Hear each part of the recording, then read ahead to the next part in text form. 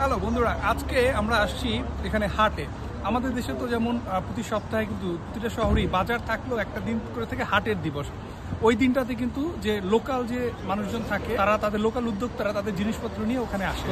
এরকমই আমরা যে শহরটাতে আছি এখানেও সপ্তাহে 2 দিন হাট হয়। তো আজকে তেমন একটা হাটের দিন। তো আমরা আছি এখন কাউন্সিলের সামনে। এখান থেকে সোজা যে রাস্তাটা চলে গেছে এই রাস্তাটা দুপাশ জুড়েই হাট। তো চলুন আপনাদেরকে ঘুরিয়ে দেখাবো হাট। আসুন আমাদের সাথে।